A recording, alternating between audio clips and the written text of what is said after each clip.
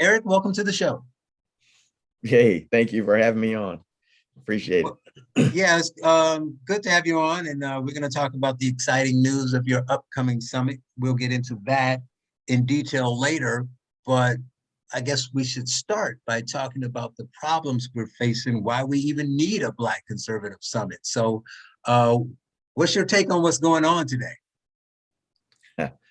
Wow. How long is your show? Probably not long enough to talk about everything, but I guess you start with the biggest problems and we work our way down.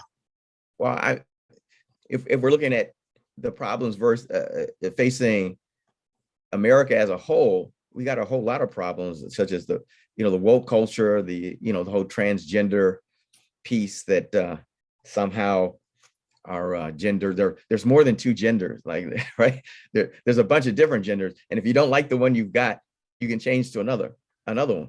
So I don't see any surgery for I only see surgery for two. So I'm wondering I'm wondering how many genders there actually You are. wait, So, you wait. They'll have surgeries for some others. yeah, right. uh there's our education, not only are they teaching woke crap or 1619 stuff, they've forgotten about teaching reading, writing, and arithmetic, right? So, I mean, we were already struggling with that. Why do you want to need to bring some political nonsense into the classroom? And so you've got that issue. You got young Black kids. Well, I guess you got kids from across the spectrum, but I'm going to talk about young Black kids dropping out of school, hijacking cars and shooting people when they should be in school, um, especially in Chicago. You get that epidemic. Gang violence. We all want to just call it gun violence, as if somehow the guns are shooting everybody. But it's people pointing guns and shooting. And every now and then, when some good Samaritan actually shoots an active shooter, you hardly ever hear about it. I mean, there was one recent in Indiana, where a 22-year-old shot somebody, went into a mall. I was in the mall, started shooting. And this 22-year-old kid, I call him a kid because I'm 60 something. So 22 is a kid. He pulled out his gun and shot him dead. And now he's a hero. But I wonder how many people are going to talk about that on MSNBC or CNN or any of those other. Oh, well, I can do you one better. See, this is why these conversations are great. I can do you one better. We're talking about, the point is how things are bad and where they're going. It's worse than that. Like, we used to be at the old school arguments, 2, 3, 5 years ago, pre COVID and George Floyd. You would be able to have that argument. It's like, man, if a good Samaritan came and shot a mass shooter, why don't the mainstream media talk about it? No, no, no, Eric, things have changed. They're talking about it. I'm sending you some stuff afterwards. I'm laughing. It's sad, but you have to laugh. Watching people not only not talk about it, that's so old news. They're talking about it. They're talking about how this wasn't a good guy.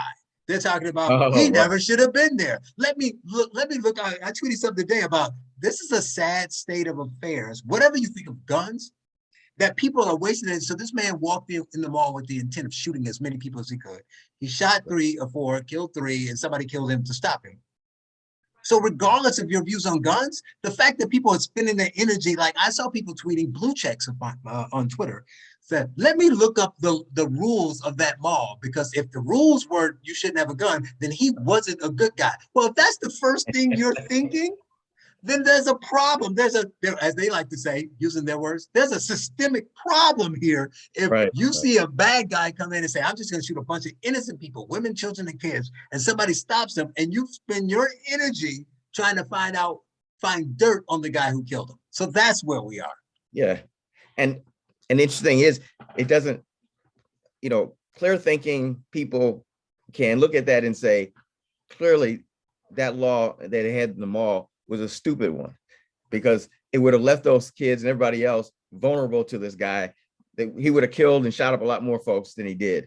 And the fact that somebody had a concealed weapon with him and was able to take it out and stop him was the right thing. And they need to change their law in the mall and any other mall that says you can't bring in a concealed weapon.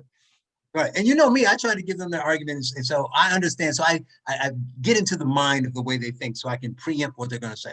So their argument, give them the argument whether you agree or not, is that, well, we shouldn't have guns at all. And if we didn't have them in the first place, we wouldn't need a good Samaritan. We wouldn't need the police to do this. We wouldn't need all that. We wouldn't have mass shootings.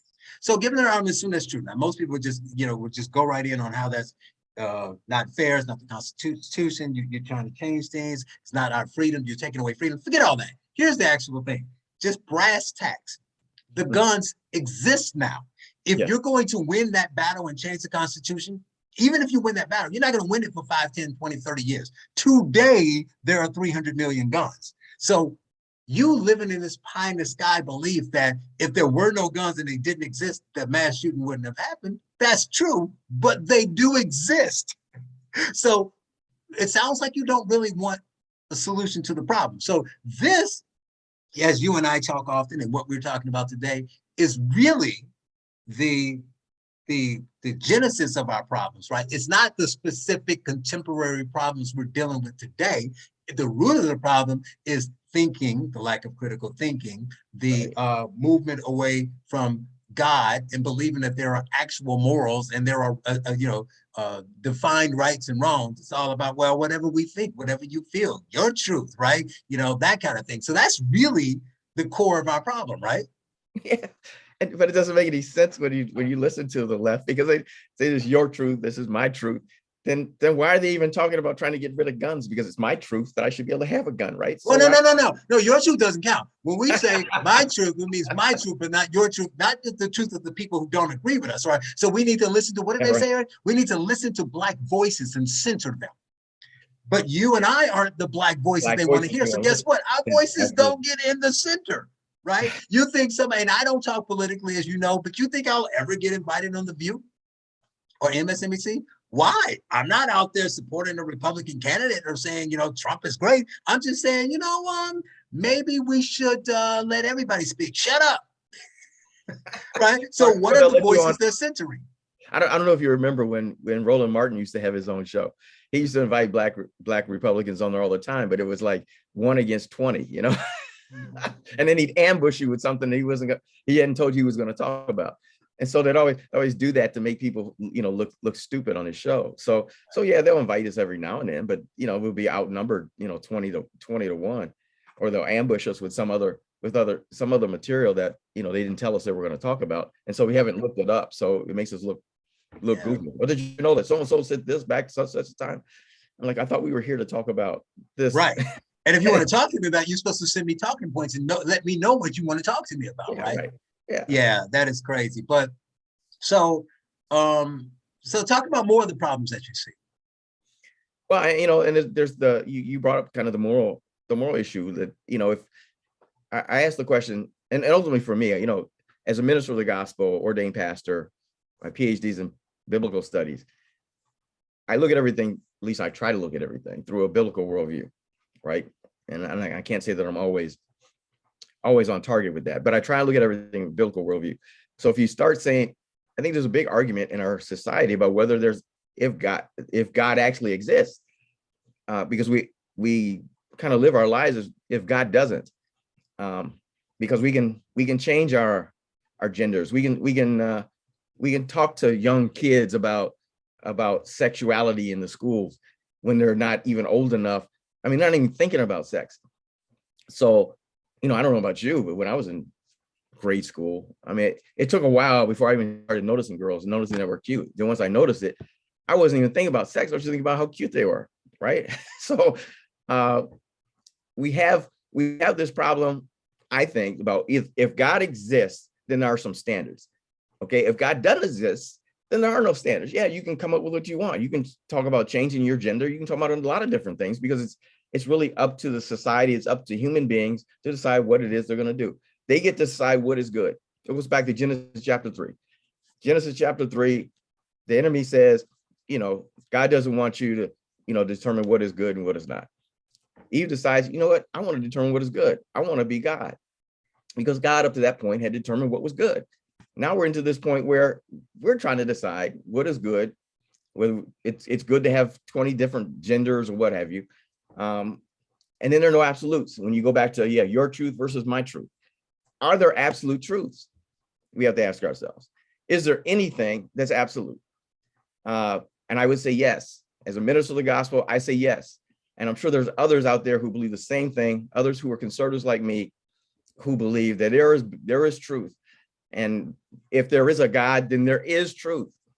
And we have to ask ourselves, especially the Christian community, because our ministry or Freedom Journal Institute is to the church body that is somehow being pulled into this, is being sucked into it like a black hole, right?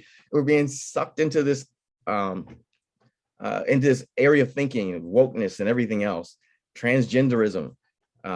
We're being sucked into it. It's like we're allowing ourselves to be sucked into it. But you can't, in that black hole though, is this idea that there are no absolutes and you can do whatever you want. And in fact, if you don't agree with us, we're going to cancel you. We're going to come against you and say there's something wrong with you. And I think the Bible warns us. Woe to those who say that that evil is good and that good is evil. We're warned about this kind of thing. We're warned that it's going to come. And so we have to stand up against it and say, no, you're not, that's not right. And I like to use the Gandalf. I don't know if how many folks watch Lord of the Rings, when the Belrock, I think it was called, was getting ready to come across the bridge, and Gandalf stood there and said, down his staff, and he said, you shall not pass. And I think we've got to be like that, look, you go this far, you can't go any further. Matter of fact, what we're going to do is push back and push you back across that line that you crossed, that you shouldn't have crossed in the first place. Right. Now, this isn't your first summit. So obviously there were problems. These problems aren't new. So talk about the changes you see. Like when you did, let's say in 2016 or 2015, you did a summit and you had concerns you were addressing then. So now it's 7 years later. I'm assuming you think things have not gotten better. No, not at all. Matter of fact, I was surprised when we started putting this one together, how many times we've talked about the family and how important that was. And how it's even more important now, to talk about the breakdown of the family and how we, if you really talk about criminal justice reform, or if we really are concerned about Black Lives Mattering, you should be thinking about the family. And that's why we came up with Black Families Matter. So some of these same issues are persisting and they're getting worse, actually. And we do these summits because we want to encourage Black conservatives, especially, to stand up, to not, there are times when you look at what's happening in our culture and you think, man, how do I stand up against that, right? Because they seem, they've got the microphone, they seem to have corporate money, and we ask ourselves, how do we stand up against that? And those of us who are faith-based, we ask the Lord, what, this is huge. This is so much bigger than I am. And so we try and bring folks together to encourage, to start talking about how do we talk about certain issues, how to articulate our issues and fights and win some of the debates, but also understanding that, unless the Lord build a house, they labor in vain. And that we need to understand this is a spiritual, it is a policy battle, yes, but it's also a spiritual battle, because it's this biblical understanding for us, at least, that helps us understand what the public policy should actually be. If we're looking at a biblical worldview, we're not talking about aborting babies as part of a woman's right? It's a privilege to have children. God established the female human being to be a part of the creative process in which man's sperm and her egg join together and they create a human being inside her body. That should be an awesome thing that's celebrated. And here we are talking about how bad it is that they can't abort that, they can't kill that baby. So we'll talk about these kind of things. We'll talk about, oh man, I wish I had it standing in front of me, because sometimes we'll talk about a number of different issues that are affecting, critical race theory. We got somebody talking about critical racist theory. We got somebody, I don't know who the guy is, talk about race crazy and, a number of different things like that. We use the RISE principles, which are an acronym for responsible government, individual liberty and fidelity, strong family values, and economic empowerment. We want to keep hounding and pushing these ideas out there because we want to start cause a paradigm shift among the people who we interact with, and we interact with from different perspectives. Well, let me ask you this question. So you've had several summits, you push back against this stuff, you say things have gotten worse. So, we got to at least talk about it if we want to make progress. So what are we doing that's wrong? What did we failed at? What aren't we doing that we should start, or what have we been doing that doesn't work? Because there are some people that push back. You do a lot of great work, a lot of other people, but the problem has gotten worse. So what is it about the approach that is not working? That's a really good question. Um, and if I was really smart, I might have an answer for you. But uh, all I know to do, it's one of those things where you believe you have an answer and you believe you have a ministry that God has called you to, and yet for some reason you're not seeing the fruit come forward. And I think some of it is about God's timing. If you're one who follows the biblical text, you know that the Bible even tells you that things are going to get worse before they get better, right? And so what you hope to do is that in being faithful to your call, that at some point, God takes what you're doing and exponentially multiplies it, right? And that only God can actually change the heart of an individual. And that, the Spirit of God, what we're doing is one of the things we're to emphasize at the conference is that we need a new awakening in America. There is a spiritual crisis here, and a kind of demonic forces, if you will, that have kind of taken over and busily trying to push a lie as if it's the truth, and talking about the truth as if that's a lie. And there are forces out there who are very, very well organized and well funded. And there are times, I must admit, where I get, not depressed, that's too strong a word, but I get a little discouraged, let me put it that way. And I'm thinking, Lord, how do we stop this? And then I realize who I'm working for. And I'm like, God isn't up in heaven wringing his hands, wondering what is he going to do? God isn't wondering what am I going to do about Black Lives Matter? What am I going to do about, these folks who say they can change genders and, you're fluid and you can go from this to that. No, he knew it was going to happen and he's got a plan. And we have to be open and ready for his movement. But until then, what's that people keep saying? I understood the assignment. Well, the assignment is to go forward, preach the gospel, live it out, continue to talk about it, love those who are enemies. Don't get all riled up the way they get all riled up. We can't be, using fisticuffs against the folks we disagree with. I mean, we put together our arguments, and as you know, Charles, most of them can't counter many of those arguments because they know they're wrong.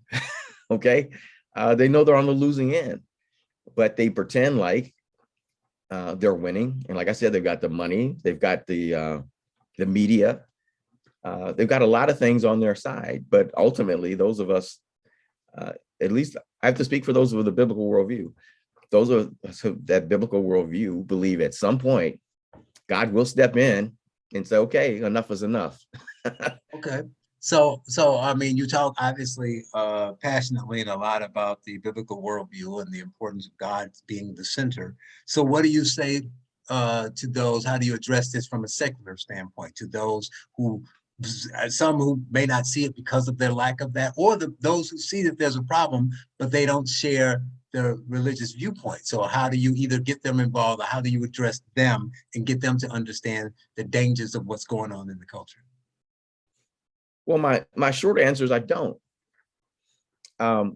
Freedom's Journal Institute is clearly our target audience is the church, and so I would say, like, I hate to say this because it sounds like I'm trying to compare myself to Apostle Paul, but part of what Apostle Paul did was try to bring discipleship to the church, and part of what we're trying to do is bring true discipleship to the church. What does the Bible actually say about these issues? I'm not trying to speak to the secular world. I'm not trying to, because it bugs the heck out of me when I hear people in the secular world try and talk about, this racial reconciliation and, kumbaya, and this, we're somehow going to bring utopia to the, and I'm like, no, that's not going to happen. What should be happening though in the church is that the church should be displaying what it means to be true brothers and sisters in Christ, regardless of what your skin color is, how much melanin you have in your skin. So my message isn't to the isn't to the secular world. My message is to the Christian world, and to say, don't let this secular thinking come into the church and mess up the church, because the church is the only hope. Well, that's a great segue then, because the other thing is that I want to talk about is how about the church? Since that's your main target, you let other people address whatever secular people out there. You think that that's what's important and that should go. Well, there is something really not biblical, not good going on in a lot of the churches. You know, when somebody mentioned something just the other day, and they were talking about, it was somebody, I don't know if it was political or not, but somebody making some comment about this woke. Oh, I remember what it was. It was somebody attacking Jordan Peterson because he made some comment about something about what's going on and how the woke is infiltrating some such and such a thing. And their argument was like, you know, two problems with that. One, when you get outside of your expertise, you may not lose some. We may respect you on the one thing, you may not understand the greater issues in other areas. But the one that got me was they said, and also, you know, woke is bad, and I agree that it's bad, but acting like it's part of everything is over the top. And I'm like, but no, it does affect everything. It affects everything, many things directly, some things indirectly, but I think it affects everything: schools, government, financial institutions, corporations, entertainment, and the church. So talk about how this has seeped into everywhere, and particularly since you're speaking to Christians, first and foremost, talk about how that is affecting what's going on in the church. Well, I mean, it's as you know, it's just like the way it affects what's happening in the secular world. It kind of pits, you know, one race against another race. And actually, it exacerbates this whole idea that somehow we are a number of different races. I used to think that, I used to hear Alveda King talk about we're only one race, the human race. And I used to think about, where'd she get that from? And then I looked at the Bible, and I'm like, okay, it's there. You know, you look in Genesis didn't say he made, you know, male and female, black and white, you know, Asian and all these other different, we believe that the capacity for the different ethnic groups, and we want to count ethnic groups, not races, was there already in Adam and Eve and whatever they looked like, right? We know they weren't white European looking. So they were people of color who, whatever they look like, whatever the texture of hair looked like. We also know in the book of Acts, Paul is talking, he says that, you know, through one man, God made everyone. And then we know people, if you look in the book of Genesis, I believe it's chapter 10 or 11, book of nations, how people, you know, are split up and they go their separate ways. And we then have different nationalities. And the Bible talks about that. So, I think I'm getting away from your question. You come back and ask me that question again, because I feel like I'm moving away. Right. No, I was asking about how the problems that we're facing and the cultural changes are seeping into the church. Right. And so it's making people, a group that should be coming together as the family of God, all of a sudden now pull apart. And we're now rehearsing some of the stuff in the past that, you know, the woke folks want to bring up because they don't want the past to die, right? They pretend as though all the things that happened in 1921 in Tulsa are still happening in 2021 today, and trying to hold white people responsible for what's something that happened, that white people may have done 200 years ago or 100 years ago. And there's this big thing that we emphasize in Christianity. It's called forgiveness. It's called grace, mercy, and the woke culture acts like none of that exists. They want to make almost being white like the unpardonable sin. You're white, you're the racist, and you're always going to be a racist, whether you know it or not. And that's not what my Bible tells me. My Bible says that all are sinners, all have sinned and fallen short of the glory of God, including Black people, and that we all need a savior. And so it's not warranted in the church. It's something that's foreign, and we need to kick it out because it's wrong. I don't need churches apologizing for what happened with slavery. Southern Baptists have apologized, I don't know how many times, for what happened in slavery. How many times they need to apologize, right? I mean, how many times do white people need to apologize for what ancestors did? So Let's move. there's a racial component that you think should not be focused on in church. What other things do you see them doing? Is there are they on the supporting abortion or the gender issue? Are there other things that you've seen in the church that you think go against the Bible that they're doing? Well, yeah, an abortion issue. There was one actually. So I was on another radio program. I was another radio program. Can I say that? I was on another radio. I guess it's okay. And somebody had written in. Lesser, you have to say lesser. I was on a lesser radio program. And somebody wrote in, one of the questions was that they heard from somebody on this particular street on this church, and I happen to know where the church was because I used to go there, said that the pastor got up in the pulpit and said that abortion wasn't sin. And so he was incredulous as to how a pastor could get up and say that. And I was incredulous too, but when I kind of figured out who it was, I knew that that's kind of where he stood, because we had an argument one time that he said, we're not a one issue. When we vote, we're not one issue voters. And he was talking about abortion. And I said, oh, yes, we are. We are one issue people. Our one issue is, how does our vote glorify God? We say that we're sons of the king, we're members of the kingdom. How does our vote actually demonstrate that we're loyal to the one true king? And so yeah, I mean, there are a number of issues like that have started to creep into the church that got pastors either silent and afraid to say anything from the pulpit. And then, of course, the left, the liberal church is always talking about these things from the pulpit. Mm-hmm. Yet those who are, I will say, true believers are afraid to touch them. And one of the things that Freedom's Journal is about is trying to get folks to talk about these issues, but to talk about them from a biblical worldview. What does the Bible text have to say about these particular issues? And if they say that abortion is wrong and we shouldn't be killing babies in the womb, then maybe we shouldn't be voting for people who support that, right? If the Bible says that natural marriage is between one man and one woman, and that there are only two genders, maybe that's what we should be supporting.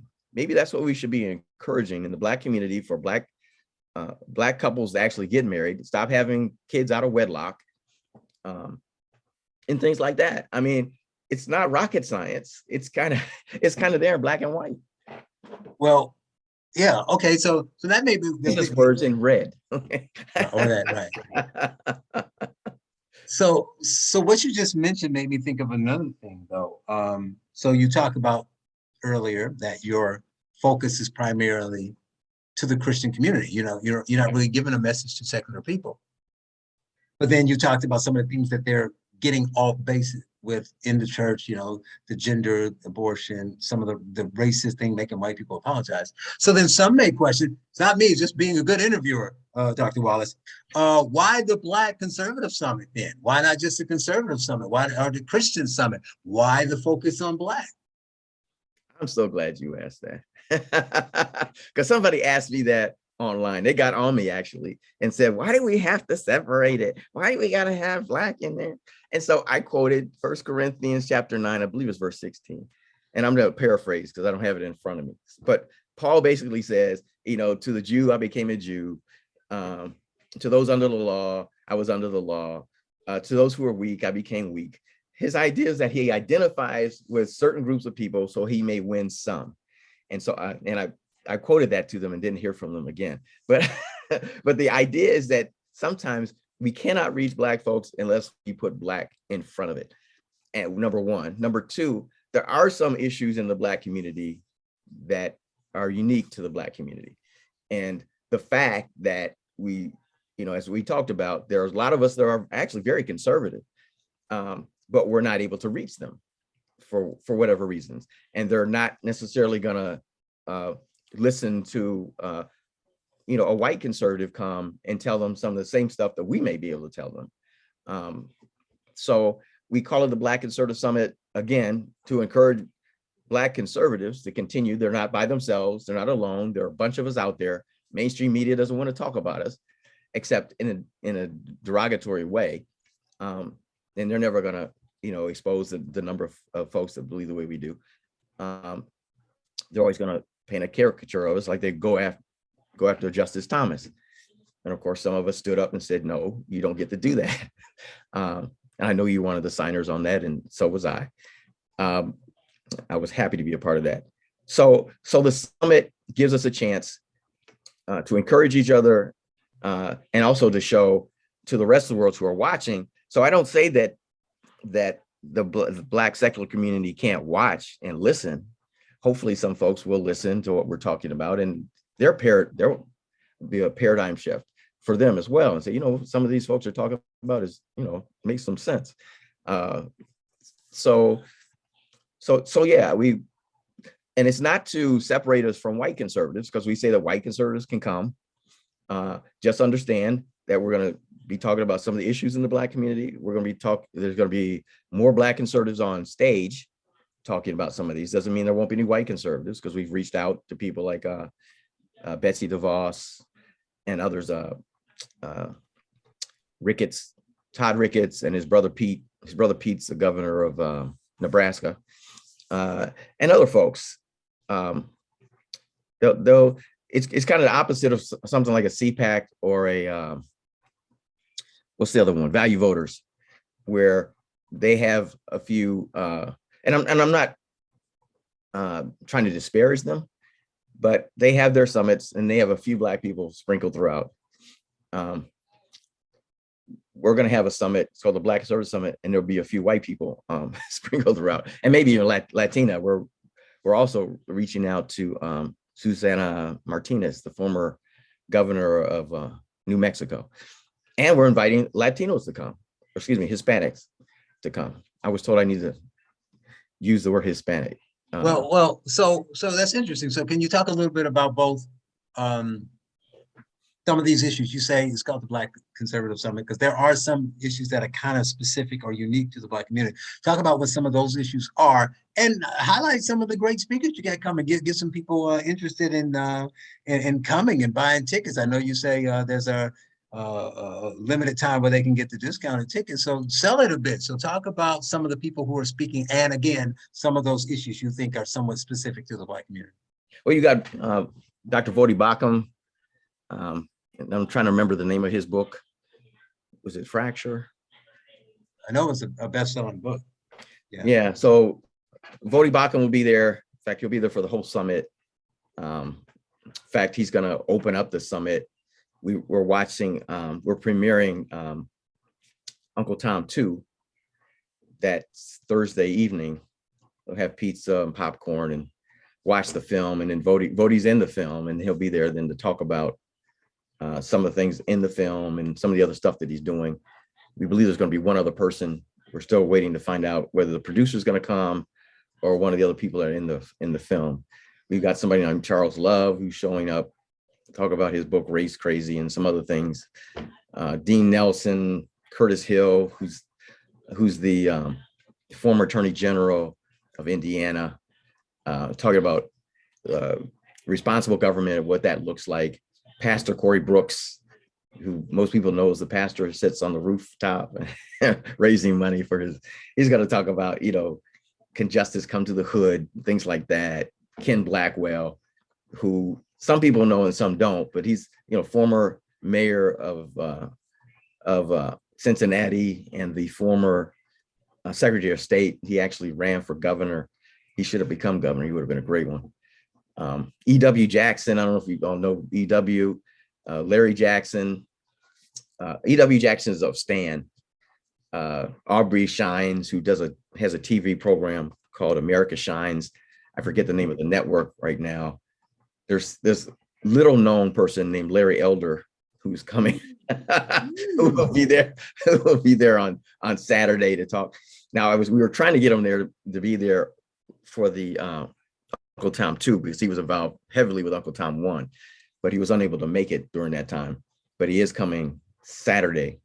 Dr. Shelby Steele, one of the guys I love to read his books on white guilt and some other things. And then there's a host of others, Ian Rowe, Kali Font. Am I saying her? How do you say her last name? Fontanilla? Fontanilla. Yeah. Okay. Yeah, Kali Fontanilla. Mm-hmm. Theo Bryant. Oh yeah, C.L. Bryant. Yeah, yeah. Yeah, right. And then we have concert music, some Christian music by Huntley Brown, who's a concert pianist. I don't know if you've heard of Huntley. He's got this heavy Jamaican accent. He's from Jamaica. His family came here when he was young. He graduated from Judson College, and he can play piano. He can, and he's going to be there to provide some music. As far as and then we've invited some others we haven't heard back from yet. Like I mentioned, Betsy DeVos.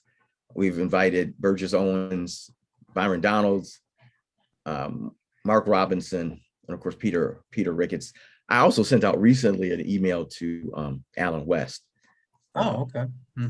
Be involved, and then there's some other people who. Yeah, so this is definitely going to be something that people want to go and experience and hear. This is a lot of great names and great viewpoints all in one place, so they definitely should try to make it out. I guess finally, I want to get to, more of, give you an opportunity to talk about the work you do, Freedom's Journal Institute, your show, Kingdoms in Conflict, and other things that you're working on in addition to the summit, and promote what you do so people can find you. Well, the URL is Freedom's Journal Institute.org for the general overall institute, Freedom's Journal Institute.org. Excuse me, the Black Conservative Summit, you can go directly there from blackconservativesummit.net. blackconservativesummit.net. It actually just takes you to a page on freedomsjournalinstitute.org. But we have, Kingdoms in Conflict was a TV program that came to me. Actually, I had to write a paper that talked about the Gospel of Luke. I looked at the Gospel of Luke. It looked as though, Luke is busy telling us about all these government entities that are there when Jesus is born. And it occurred to me that what he's talking about is the kingdom of God invading the kingdom of men. And therefore, there were kingdoms in conflict. And the question is, are Christians going to live as members of the kingdom of God, or are they going to live as members of the kingdom of men? And so that we're in our third season with that. You can find that on NRB TV. And if you're in the Chicago area, TLN. And we're hoping to get it on some other TV stations. But if you go to kingdomsinconflict.com, you can find the first and second seasons of the show. We're going to start showing when the new show comes out, we actually live stream it. Black Families Matter is another initiative. After Black Lives Matter, we decided, okay, if you really care about Black lives, let's talk about the family, because the family is the number one institution that actually affects Black lives. And so we should be talking about encouraging marriage. We should be encouraging, as Ian Rowe and others like talk about the success sequence, which is, finish high school, get a job, get married, and then have children. And that one of the problems in the Black communities we always talk about is the lack of fathers. Not that they don't interact sometimes with their children. I have people push back and say, yeah, Black fathers, they call their kids, and every now and then they come by and they take them somewhere. Well, it's not the same as being married to the child's mother and being there in the home. Yeah, it's not modeling what you need to model, right? Even if you're good and you're a great weekend dad or whatever, or if you share custody, it's different from model. They don't see that relationship and say, oh, I should do that and get married, because that's not what they see. Right. And you have kids out there. I've talked to other pastors, and they've talked to some kids who don't have parents, their father in the home, and they ask, what do you want to be when you grow up? He said, I want to have as many kids as my dad had. I mean, that was what they want. I want to have more kids than my father had. And that was their idea. There was another newspaper article, and we did for an earlier Black Summit, where they talked about this newspaper article that said marriage is for white people. That this teacher asked, I think it was a fifth grader, and I guess she asked him something about getting married, and the little boy looked at her and said, marriage is for white people. So, Black people don't get married, really? As is being on time, working hard, individuality, all that stuff is white people, which is white supremacist, because you say everything that's good is white. That's kind of a problem. Yeah, so, that is. Yeah. So basically, it sounds like what you do is, through your biblical principles, the rise principles that you use, you are pushing back against what's going on and trying to shake up the Christian community to not just sit back. You know, those who are true Christian conservatives just say, I'm reading the Bible and I'm living my life for Christ. That's good enough. That they need to actually act and do more, right? Absolutely. We need to be active Christians. Being a faithful follower of Jesus is active. Faith is active. It's not passive. And so we need to be out there, not only speaking the gospel, but doing it. So, and our last piece, if I say real quick, is we've been wanting to do a documentary on racism. At first, we called it Racism in America, the Role of the Church. Then we changed it to Racism in America and Exposing the Truth Conspiracy. And so one of the things we will be doing at the Black Summit is actually taking some people into another room and actually asking them a few questions on camera so we can put together this, I don't know what you want to call it, this 5-10 minute This is a reel or something. Yeah, something like that. So then we can take it to some folks and try and help us raise the money to actually do a 6-piece series on racism in America, Exposing the Truth Conspiracy. So these are some of the things we're doing. All right. He is Dr. Eric Wallace, the co-founder of the Freedom's Journal Institute, the host of Kingdoms in Conflict, and the host of the Black Conservative Summit coming up in September in Tinley Park. Pick up your tickets now because they will go up after the end of the month. Eric, thank you for your time. Hey, thank you for having me on.